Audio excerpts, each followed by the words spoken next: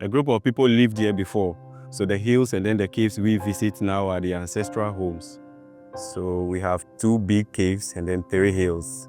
Just that, as you can see, they are not close by and some are quite high. So it takes time going through all of these. So the people that lived here before were called Sae people. They migrated from Nigeria, a particular place called Ile-Ife. So these people walked on foot and also settled at some places before here. But because of these tribal wars back then and some other challenges, so they were not able to settle at those places for long, as they did here. So they arrived here in the early 1000 AD and then stayed up to 1892 before they were sacked from this place by the British Army.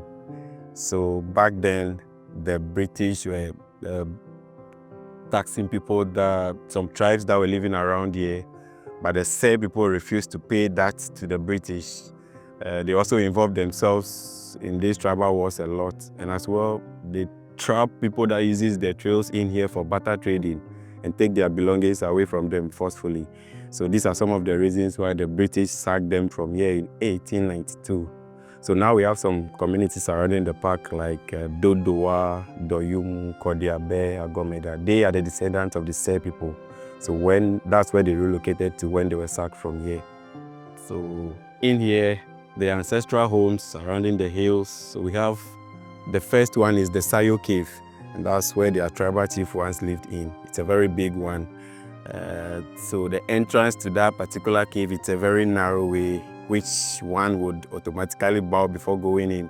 So to them, tradition demands that whoever comes before the chief has to bow to him. But because they had a lot of enemies back then, they believe whosoever you are, before you go into the cave, you have to bow right from the entrance. And before one goes to, you must have a special leaf in your mouth, which means your mouth has been sealed. So whatever you will go and see or hear in there, you are not allowed to come out and share that with any other one. So there are spiritual consequences you will face if you do so. So we also have the Manyayo ancestral home, which till date has a lot to see, like the house collapse walls, a lot of artifacts, these Arabic pots, the old snap bottles, and then the pots they made themselves with clay, which they used. We have their old maternity ward up there, a very big water pond, and a lot of caves. So the highest one I talked about, it's called the Hewayo, and that rises 290 meters above sea level here. And that was the largest settlement the Sae people had during their stay back then. So because some of their men goes out for hunting and it takes days before they come back, they also send out some people for the barter trading. Whenever these guys are out and there's danger at home, the only thing they use in communicating to them out there is by using a smoke or a war drum. So the highest one have a smaller cave at the top. So whenever something is happening around it, they know very well there are some guys out. They had to sound the war drum in the cave there. And because it's very high and with the echo from the cave as well, so everyone around will get to hear and know what's going on. But those they know the sound of the drum would not get to their end. They make sure they set fire on the hill. So seeing the smoke from the far, then you should know what is happening at home as well. This particular hill is called the Mogo Hill or the Depot Rock. So this is where they camped their young girls that were of age to go through the puberty rites, which is known as Depot.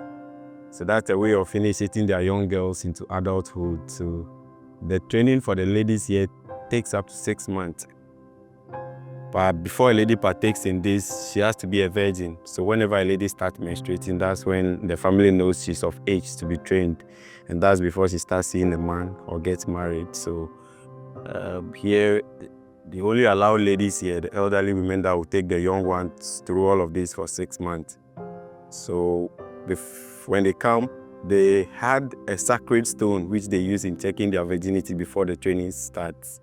So they allow you to sit on it. Once you are able to get up freely, then it means you are a virgin. But when you get stuck on it, that means you are not. And before you'll be able to get up, they had to perform some rituals.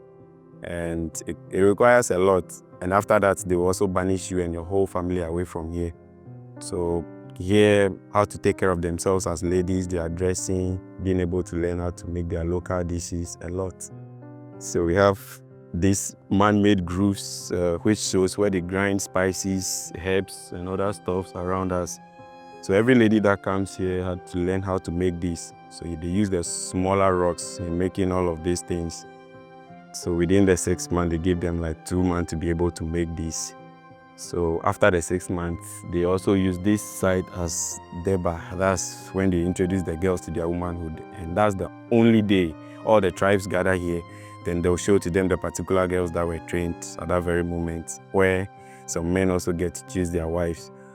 So after that, they give them some marks before allowing them to go to their burial. They are just like tribal marks.